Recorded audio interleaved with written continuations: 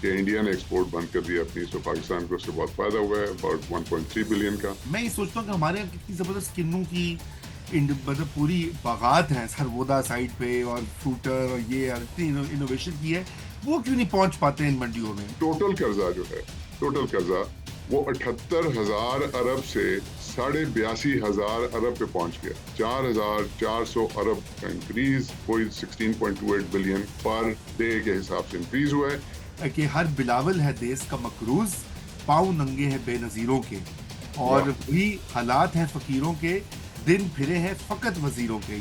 IMF के साथ जो है वो प्रॉब्ली जून जुलाई के अंदर, आप सही कह रहे हैं, बजट के बाद लाइकली है कि हो, लेकिन बड़ा सख्त किस्म का प्रोग्राम होगा। एनर्जी सेक्टर आपका जो है वो 1 ट्रिलियन रुपए खा रहा है, आप क्यों नहीं उसमें रिफॉर्म लेकर आते? मलेशिया वाले हमसे ज्यादा गरीब थे, साउथ कोरिया वाले हमसे ज्यादा गरीब थे। ये सिस्टम चेंज हो रहा है और बीज लगा चुके हैं, नया पौधा निकलना इनएविटेबल है, मुझे कोई शक ही नहीं है इसके ऊपर। जी नाज़रीन, सॉल्यूशन फॉर पाकिस्तान की नई एपिसोड के साथ मैं और हारून ख्वाजा साहब आपके साथ मौजूद हैं। पाकिस्तान की मईशत और पॉलिसी के जो अमूर हैं उसके ऊपर जो ताज़ा अपडेट्स हैं वो भी आपको देंगे, और आपको ये भी बताएंगे कि मुल्क की मईशत किस सिमत में जा रही है।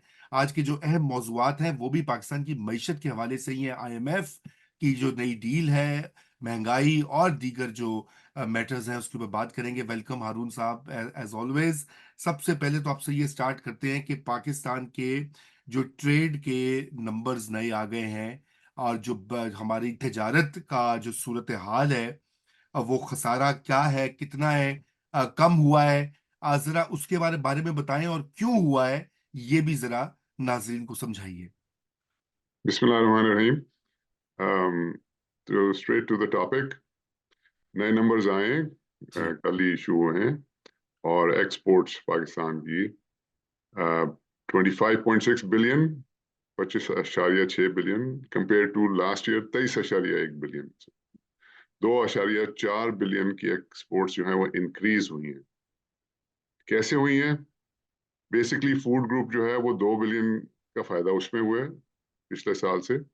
और वो जैसे मैं पिछले प्रोग्राम्स में भी बताया है कि मेन कंट्रीब्यूशन जो है वो राइस की तरफ से आई है, चावल, क्योंकि इंडिया ने एक्सपोर्ट बंद कर दिया अपनी, सो पाकिस्तान को उससे बहुत फायदा हुआ है, अबाउट 1.3 बिलियन का। उसके अलावा हमारा जो मेज है, वेजिटेबल्स, मीट, सेसमे सीड्स वगैरह, ये सब ज़्यादा एक्सपोर्ट भी हुए हैं, और इनको प्राइस इनकी इंक्रीज हुई है इंटरनेशनल मार्केट में यूक्रेन वॉर की वजह से, उसका भी हमें फ़ायदा हुआ है। एक्सपोर्ट्स के तो अंदर कुछ और चीज़ें, पेट्रोलियम प्रोडक्ट्स जो हम रिफाइन करके बेचते हैं। जी रजा, आप कुछ करें। नहीं नहीं, मैं बिल्कुल वो मैं आपकी मेज वगैरह की बात सुन रहा था। मैं ये कहता कि हारून भाई, मुझे इससे याद आया कि मैं जाहिर बात है हमारे बहुत से मौजूआत हैं, लेकिन हमारी एग्रीकल्चर सेक्टर में मैं समझता हूँ कि हमारा बहुत पोटेंशियल है एक्सपोर्ट्स का। और वो वही बात होती है पोटेंशियल की, हमारा हर वक्त बात करते हैं और वो रियलाइज नहीं होता कि फ्रूट्स की आप इंडस्ट्री देख लें, फ्रूट प्रोसेसिंग का जिक्र होता है कि हमारे यहाँ उसकी नहीं है। मैं अब आप भी जो है बाहर होते हैं आधा टाइम, तो आप भी मुल्क से बाहर, आप देखते हो कि यहाँ पर हम देखते हैं कि जी मोरक्को के मैं माल्टे खरीदता हूँ ना, तो अक्सर मैं खरीदता हूँ तो मेड इन मोरक्को, टूनिजिया, पता नहीं कहाँ कहाँ से, नॉर्थ अफ्रीका से आए होते हैं। मैं ये सोचता हूँ कि हमारे यहाँ कितनी जबरदस्त किन्नू की मतलब पूरी बागात है सरगोदा साइड पे, और फ्रूटर और ये यार इतनी इनोवेशन की है, वो क्यों नहीं पहुंच पाते हैं इन मंडियों में? ये मेरा जिमनी सवाल, मुझे ऐसे ही ख्याल आता है। मैं every time I go to a supermarket, और मैं कहता हूँ कि व्हाई नॉट फ्रॉम पाकिस्तान, जहाँ पे इतनी ज्यादा प्रोडक्शन होती है फ्रूट की, जाया भी हो जाता है बहुत ज्यादा। जी, 30% तो ज़ाया होता है वो, थर्टी या परसेंट उसको हाँ। प्रॉपर टाइम के ऊपर उतारते नहीं है, वो गिर हाँ। जाता है, और फिर ट्रांसपोर्टेशन नहीं है हमारे पास, रेफ्रिजरेशन के सिस्टम्स नहीं है। हाँ। तो खैर, aside from that, to answer your question, citrus जो है पाकिस्तान का, उसका जो टेस्ट है, it is one of the best in the world, वो कोई एग्जैक्टली। कंपेयर नहीं कर सकता। मसला ये है कि वो इसलिए नहीं जाता, रजा भाई, क्योंकि आपका जो सरगोदा का जोन है वहां पे जितना भी सिट्रस प्रोड्यूस होता है, जितना भी किन्नो माल्टा ये सब प्रोड्यूस होता है, वो विद सीड होता है, उसके अंदर हम्म। बीज होता है। तो आपने हम्म। मोरक्को को जो खाया होगा उसके अंदर ज्यादा से ज्यादा एक बीज होगा या जी होगा ही। जी, एक एक ही होता है ठीक है। बिल्कुल। आप कैलिफोर्निया, फ्लोरिडा, ये इनके सारे जो होते हैं माल्टे शाल्टे, ये उसके अंदर कोई बीज नहीं होता। तो ये इंटरनेशनल मार्केट में एक्सेप्ट नहीं होता। दी ओनली मार्केट जो पाकिस्तान ने समहाउ डिस्कवर किया है वो रशिया की मार्केट है, क्योंकि वहां पे वो कहते हैं जी ठीक है लेकिन टेस्ट इतना जबरदस्त है कि सीड चलेगा और कोई नहीं खरीदता। तो इसके लिए हमने किया ये था, ये मैं आपको 2008, 2009, 2010 की बात बता रहा हूँ, जब मैं एग्जीक्यूटिव ट्रेनर था पैमको का, Punjab agriculture and meat company. उसके अंदर हमने ये किया था कि हमने एक नया जोन बना दिया था। होता ये कि एक सरगोदा के अंदर अगर आप सीडलेस प्लांट भी कर दें, बगैर बीज के प्लांट भी कर दें, तो वो क्योंकि पॉलिनेशन होती है वो इंसेक्ट्स के थ्रू और हवा के थ्रू, हम्म। तो हम्म। वो आप रोक नहीं। आप अगर सीडलेस प्लांट करेंगे, उधर इतने ज्यादा सीड वाले प्लांट्स हैं कि वो सीडलेस भी जो है वो विद सीड बन जाएगा। तो हमने एक नया जोन भक्कर और लैया के अंदर, वहां से hundreds of miles away Sargodha से, वहां पे एक बनाया जहाँ पे हमने ये शुरू किया था कि सीडलेस ही सिर्फ होगा। वो माशाल्लाह अभी चल रहा है, जाहिर है वो स्पीड से ही चला क्योंकि वो फिर वो टीम नहीं वहां पे रही। तो आई एम नॉट अवेयर कि अभी अभी तक उसके अंदर कोई एक्सपोर्टेबल सरप्लस आया या नहीं आया। बहरहाल वो हमने शुरू किया था। तो ये वजह है जी इसलिए बिल्कुल। पाकिस्तान का जो। मैंने कहा ट्रेड की जरा बात हो रही है तो मैंने कल ही बाल्टी अभी अगर मैं यहाँ पे मौजूद नहीं है, नहीं तो दूसरे कमरे में मैं ला के नाज़रीन को भी दिखा देता कि मुझे इस बात की अफसोस होता है कि हर जगह से आ रहा होता है, दुनिया भर में मार्केट्स मौजूद हैं। बहरहाल जी बढ़ते हैं आगे। और वो हमारा जो कर्जा जात है पाकिस्तान के, फॉरेन और डोमेस्टिक, उनके भी नई ताज़ा अदादो शुमार आए हैं। ये बात दुरुस्त है कि पाकिस्तान का इस वक्त जो डेट का एक बहुत बड़ा क्राइसिस है। तो जरा उसके बारे में भी थोड़ा हारून भाई बताइए। और ये कि ये तो मजीद कर्जों की का ही जो है बोझ कोई कम नहीं होने वाला, इंक्रीज ही होगा आने वाले सालों में रादर। जी। जी ये मार्च 31 मार्च 2024 तक के नंबर्स आए हैं, ये तकरीबन हम्म। हफ्ता पहले आए हैं। हम्म। उसके अंदर हमारा जो डोमेस्टिक डेट है वो 46,000 अरब तक पहुंच गया है।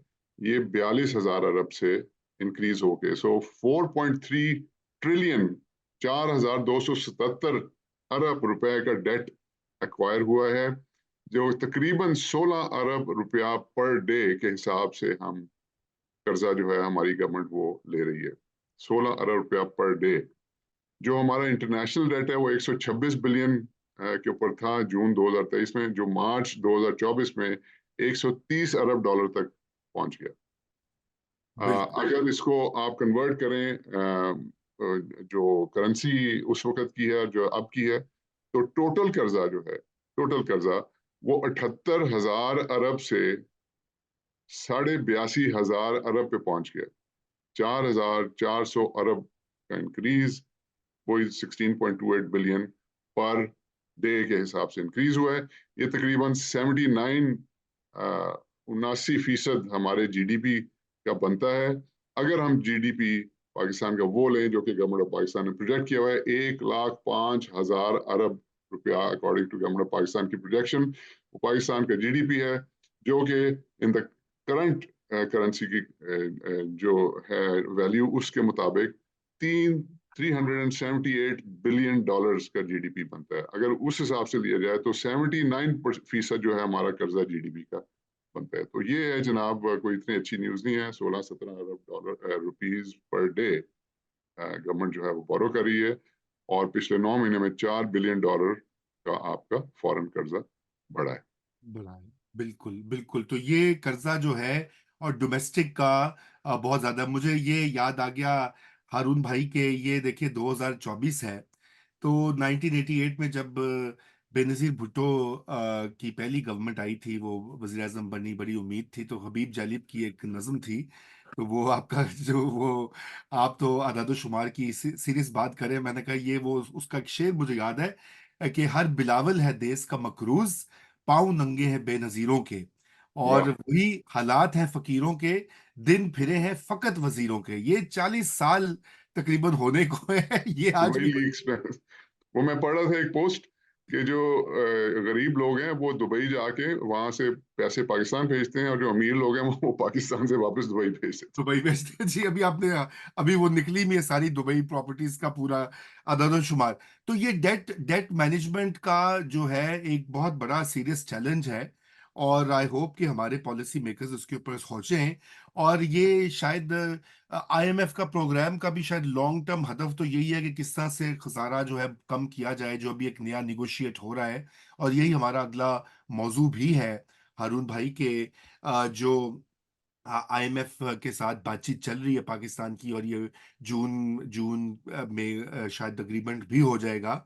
और उसमें वो यूजुअल बातें भी हैं, लेकिन जो खतरनाक एक बात जो कि डिवैल्यूएशन ऑफ रुपी का की बात हो रही है। आज भी उसके बड़े खतरनाक एक फिगर आया था, 300 से ऊपर का वो डॉलर कह रहे थे कि शायद हो जाए। तो जरा इसके बारे में भी ये बताएं। और वंस अगेन कहीं ऐसा तो नहीं होगा कि हम एक बहुत बड़ा फिर एक और इन्फ्लेशन का या महंगाई का साइकिल जो है उसमें मुल्क जाएगा। देखिए, जहां तक वैल्यू डिवैल्यूएशन ऑफ रुपी की बात है, वो अगेन उस पर नंबर देना, वो सोशल मीडिया पे और even ah, some news reports उसमें 339 का नंबर आ रहा है। Again I don't want to give a number, मैं को पैनिक क्रिएट नहीं करना चाहता मार्केट के अंदर, लेकिन बात ये है कि वो अगर हम इकोनॉमिक्स के असूल के ऊपर चलें, मैंने बारहा बताया है, तो आप नहीं डिटरमिन कर, कोई नहीं डिटरमिन कर सकता कि रुपये और डॉलर की क्या हो, वो सिर्फ और सिर्फ मार्केट डिटरमिन कर सकती है। और जी you have to let the market determine. अगर आपने अपनी long term macro economic stability achieve करनी है, तो आपको मार्केट्स को you have to let them play the role. और ये जो अभी आपको नजर आ रहा है, ये बड़े अच्छे नंबर्स हैं। उसके अंदर आपका स्टॉक मार्केट इंक्रीज हो रहा है, आपकी जो करेंसी है वो स्टेबल है, आपकी एक्सपोर्ट्स जो हैं वो बढ़ रही हैं, जो मैं बता रहा था मेनली एग्रीकल्चर की वजह से। आपकी इंपोर्ट्स जो हैं वो कम हो रही हैं। और सो ये सारा आपका करंट अकाउंट डेफिसिट जो है वो सिर्फ $200 मिलियन रह गया है अप्रैल तक का। तो ये सारी चीजें बड़ी अच्छी हैं, वेरी गुड। आपकी मैक्रो इकोनॉमिक स्टेबिलिटी अचीव हो रही है, लेकिन क्या ये सस्टेन कर पाएगी? नो, बिकॉज आपने इसको आर्टिफिशियली मैनेज किया हुआ है। टू आंसर योर क्वेश्चन, सबसे पहले तो यूनाइटेड नेशंस की रिपोर्ट आई है, जिसमें वो प्रोजेक्ट कर रहे हैं पाकिस्तान 2024 में 2% के ऊपर ग्रो करेगा।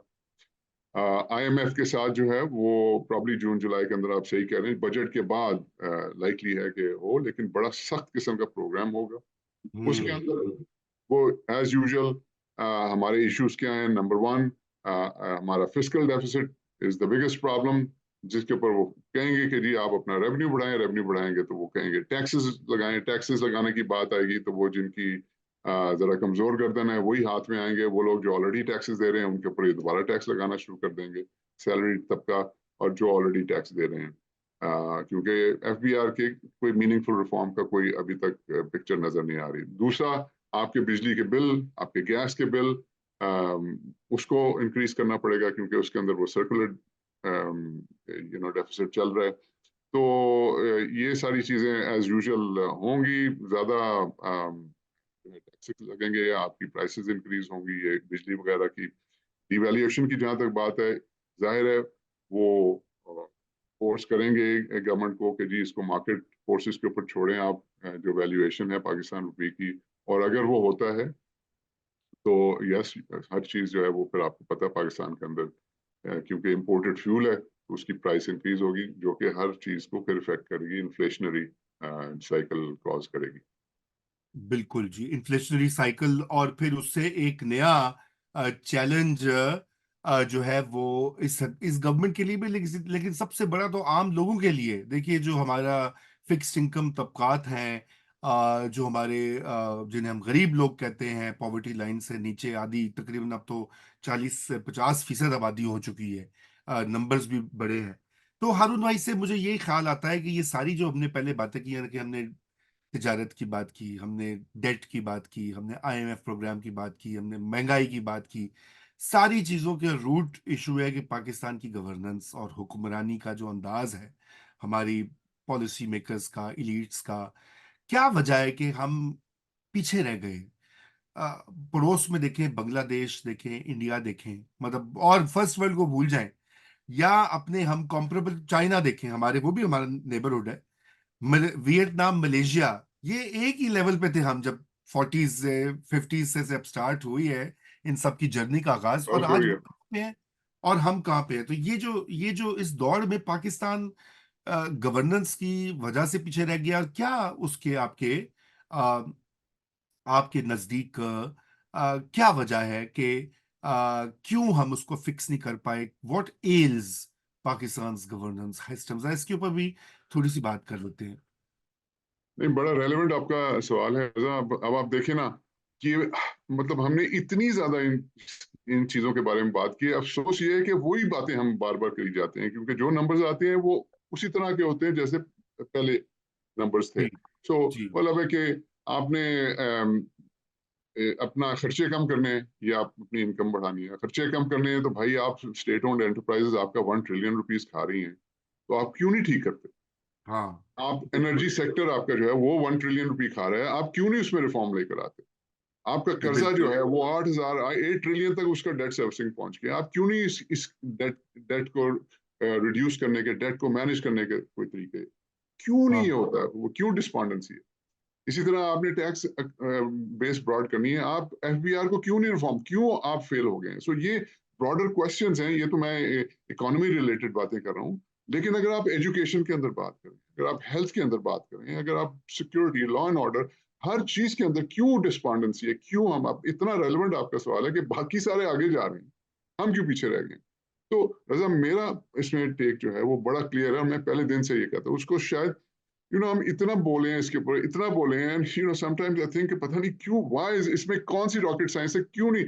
अगर तो कोई लोग सुन रहे हैं, मैं इसको फर्दर सिंप्लीफाई करके आज कोशिश करता हूँ बताने की, क्योंकि आपने सवाल पूछा है। तो देखिए, I'd like to go back and I'll try to compress it in like 2.5 minutes. अगर I'd ji like to go back to 1947. हमने क्या इनहेरिट किया था? हमने स्टील फ्रेम इनहेरिट किया। दुनिया का बेहतरीन सिस्टम था गवर्नेंस का, और वो इतना जबरदस्त सिस्टम था कि वो अभी भी चल रहा है, और अभी भी जिस मकसद के लिए बनाया गया था वो अभी भी रिजल्ट उसी तरह दे रहा है। ये स्टील फ्रेम जो था, यानी कि हमारी ब्यूरोक्रेसी का सिस्टम। अब हुआ ये कि 1947 के वो हाँ कॉलोनियल जो जो जो रिजीम थी वो चली गई, और एक इंडिपेंडेंट स्टेट आ गई। तो 1947 के with in 3 to 4 or 5 years हमें चाहिए था कि हम ये जो स्टील फ्रेम है इसको रिफॉर्म करते, क्योंकि वो एक कॉलोनियल रिक्वायरमेंट जो गवर्नमेंट की थी वो खत्म हो गई थी। अब ये एक इंडिपेंडेंट नेशन बन चुकी थी, तो हमें रिफॉर्म करना था उसको। मतलब तोड़ना नहीं था, वो बड़ा जबरदस्त सिस्टम था, लेकिन उसको चेंज करना था उस वक्त के जो जो रिक्वायरमेंट्स आ गई थी इंडिपेंडेंट स्टेट की, वो हमने नहीं किया। बिल्कुल। पुरानी कॉलोनियल स्टील फ्रेम चलता रहा। उसके बाद अच्छा, post world war, second world war, industrial revolution आई, दुनिया के अंदर बहुत चेंजेस आई। तो वो सेकंड चेंज रिक्वायर्ड थी, हमारी स्टील फ्रेम जो थी उसको हमने सारी दुनिया के साथ लेकर जाना था। जो सारी दुनिया जो तरक्की जिस तरीके से कर रही थी, ये आपने जिन मुल्कों के नाम लिए, मलेशिया भी, मैं साउथ कोरिया की मैं अगेन एग्जांपल स्पेशली देना चाहता हूँ। ये हमें वो स्टील फ्रेम, उसकी एक सेकंड जनरेशन, एक फर्स्ट जनरेशन चेंज जो कॉलोनियल से इंडिपेंडेंट स्टेट पे की, एक सेकंड जनरेशन चेंज लाने की जरूरत थी, जो कि इंडस्ट्रियल रेवोल्यूशन के साथ मुताबिकत रखती हो जो दुनिया के अंदर हो रहा था। बिल्कुल। जब ये मार्शल लॉ लगा फर्स्ट, अयूब खान साहब, तो 58 में, जी और वो बेसिक डेमोक्रेसी का सिस्टम लेकर आया। और वो बिल्कुल। मैं तो उस वक्त नहीं था, बहरहाल जो मैंने सुना है कि वो बड़ा अच्छा, बड़ा जबरदस्त सिस्टम था, और बड़े अच्छे तरीके से चलाया गया। तो एक स्टेप था towards modernising the governance structure, लेकिन वो जैसे ही डेमोक्रेट्स आए उन्होंने सबसे पहले इसको खत्म किया। सही। उसके बाद अगले मार्शल लॉ के अंदर एक वो नल का टूटी नाली वाला एक लोकल गवर्नमेंट सिस्टम आया, लेकिन 2001 के अंदर एक रेवोल्यूशनरी सिस्टम आया, एलजीओ 2001। मैं समझता हूँ कि जबरदस्त किस्म का एक सिस्टम था। It wasn't perfect, no it was very good. जी इट बिल्कुल, वाजंट मैंने परफेक्ट। उसको बिल्कुल बिल्कुल। तो रजा हमने क्या किया, हमने उसको बेहतर करने की बजाय, एलजीओ जो हमारा लोकल गवर्नमेंट, हमने उसको बिल्कुल ही, डेमोक्रेट्स हमारे जो सो कॉल्ड जो जमहूरियत आई, तो वो सबसे पहले उन्होंने लोकल गवर्नमेंट जो 2001 का था उसको बिल्कुल खत्म कर दी, और तब से अब तक कोई और लोकल गवर्नमेंट आई नहीं। अच्छा, फाइनल पॉइंट मेरा ये है कि नॉट ओनली हमारे डेमोक्रेट्स ने उस सिस्टम को खत्म किया लोकल गवर्नमेंट, जिसको इंप्रूव करना चाहिए, लेकिन वो ऊपर से एक 18th अमेंडमेंट ले आए, अब सो मैं इसको कनेक्ट करता हूं आपके सवाल को और जो मैं कह रहा हूं। सो आप इमेजिन करें कि एक 1947 की गाड़ी, बड़ी जबरदस्त गाड़ी, जिसमें सिर्फ 2 बंदे बैठ सकते थे, आज 2024 में हमने क्या किया है, ये 18th अमेंडमेंट स्पेशली आने के बाद हमने किया ये है कि वही इंजन, वही गाड़ी जिसमें 2 बंदे बैठ सकते थे, उसमें आज 50 बंदे बैठे हुए हैं।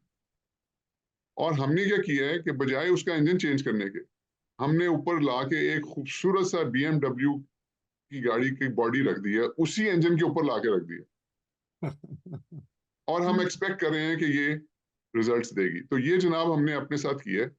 समझने की बात यह है कि भाई जब तक वो इंजन ठीक नहीं होगा, चेंज नहीं होगा, क्योंकि अब हम वो 7 करोड़ नहीं है, अब हम 25 करोड़ हैं। आपको बड़ा इंजन चाहिए, और आपको वो इंजन चाहिए जो कि दुनिया के साथ मुताबिकत रखता हो। जब तक रजा, मैं इसीलिए कहता हूं कि वो 5 चीजें, नंबर 1 उसमें आपका सिविल सर्विस रिफॉर्म है, यानी कि स्टील फ्रेम जो है उसको आज की हमारी रिक्वायरमेंट्स और दुनिया की रिक्वायरमेंट्स के मुताबिक लेकर आना। फिर आपकी पॉपुलेशन को कंट्रोल करना, फिर आपके बजट को रीराइट करना, फिर आपकी जुडिशल रिफॉर्म्स लाना, एंड लोकल गवर्नमेंट। ये 5 चीजें जब तक नहीं होंगी, मैं बार बार कहता हूं, तो हम बस इसी तरह चलते रहें। बिल्कुल, ये आपने वो हम इन 5 चीजों का जिक्र कर चुके हैं पहले, लेकिन मैं ये समझता हूं कि हारून भाई, हमें ये चाहिए कि हम इसके ऊपर ना एक जरा डिटेल में हम इन ममालिक का मुतालिया भी करें। मतलब देखिए, बांग्लादेश जो है हमारा हिस्सा था, हमारा हम वतन थे 1971 तक। मलेशिया वाले हमसे ज्यादा गरीब थे, साउथ कोरिया वाले हमसे ज्यादा गरीब थे। हमें इनका एक हर कंट्री का, और उसमें आपने जो ये बात कही है स्टील फ्रेम वाली, क्योंकि मैं ये मजमून भी पब्लिक एडमिनिस्ट्रेशन पढ़ाता हूँ और पढ़ाता रहा हूँ, उसमें ब्यूरोक्रेसी का बहुत बड़ा रोल रहा है साउथ कोरिया में भी। मतलब उन्होंने एक इस्लाह शुदा, of yes, course not not हमारी ब्यूरोक्रेसी की तरह। तो वो ये country wise study I think बहुत जरूरी है। लेकिन मैं इसमें एक जिमनी मेरा आपसे ये क्वेश्चन भी है कि आप ये समझते हैं, क्या आपको ये दिखाई देता है कि मौजूदा जो हमारी इलीट्स हैं, सियासी इलीट्स की बात कर रहा हूँ, देखें अल्टीमेटली अब पाकिस्तान में वो मार्शल लॉ के जमाने तो फिलहाल अल्लाह करे कि गुजर गए हैं, अयूब खान और ये मतलब फिंगर्स क्रॉस, सभी लोग कहते हैं नीम मार्शल लॉ है या अनडिक्लेयर्ड मार्शल लॉ जो भी है। आना यहाँ पे अब सियासतदानों नहीं है, अभी ये वाली पार्टियां हैं, कल को हो सकता है इमरान खान आ जाए, परसों कोई और आ जाए, आगे बढ़ के आपकी पार्टी आ जाए। क्या आपको दिखाई देता है मौजूदा पॉलिटिकल क्रॉप में कोई ऐसी पार्टी जिसको, जो कि इन चीजों पे सीरियसली कमिटेड हो, जिसका आपने जिक्र किया, local government, civil service reform या सर्जिकल जो गवर्नेंस के मसलों को एड्रेस करना है? क्योंकि मुझे तो ये लगता है कि जो भी पार्टी आती है गवर्नमेंट में, वो इसी ढांचे के, एक तो ये ढांचा उसको लेकर आता है ऊपर, फिर वो उसी ढांचे की असीर होती है और उसी उसी पर रिलाय करके आगे चलती है। देखिए ना, इमरान खान साहब आए थे, उन्होंने तब्दीली की बड़ी बातें की, वही आजम खान उनका प्रिंसिपल सेक्रेटरी था उसी सर्विस का, अब वो उसी सर्विस का एक और लगा हुआ है, कल जो अब होगा वो एक और लग जाएगा। There is no fundamental underlying change. Do you foresee कि any of these political forces have that vision और that capacity and commitment? I know मुश्किल वेरी सवाल है। रेलिवेंट, बड़ा अच्छा, नहीं अच्छा, बड़ा जबरदस्त सवाल है। देखिए रजा, मैं आपको बताऊं कि जो गवर्नमेंट होती है ना किसी भी मुल्क की, और जो सियासतदान होते हैं, जो पॉलिटिकल एलीट जिसका आपने नाम लिया, वो रिफ्लेक्शन होते हैं उस मुल्क की सोसाइटी के। वो जैसे लोग होंगे वैसे ही हुक्मरान होंगे, ये तो मतलब हदीस भी है और कुरान पाक में भी यही है। तो वो लोग मुझे कहते हैं कि मैं ऐसी बातें करता हूँ, मुझे सेक्युलर बातें करनी चाहिए, नॉट दैट कि इकोनॉमी सेक्युलर होती है, तो ठीक है, बात चलें इस तरह कर लेते हैं कि जो पॉलिटिकल एलीट होती है वो रिफ्लेक्शन होती है उस मुल्क की सोसाइटी की। तो मैं तो रजा बहुत अपबीट हूँ, मैं आपको वजह बता देता हूँ कि 8 फरवरी को, इरिस्पेक्टिव ऑफ वो किसके वोट दिया, मैं इसमें नहीं जाता, जी। 8 फरवरी को जिस तरह से जो चेंज नजर आई है, जिस तरह से ये लोग बाहर निकले हैं despite the environment and situation, and the way they came and they actually spoke what they wanted to say. Correct, correct. क्योंकि पाकिस्तान की 75 years की हिस्ट्री में ये हुआ नहीं है।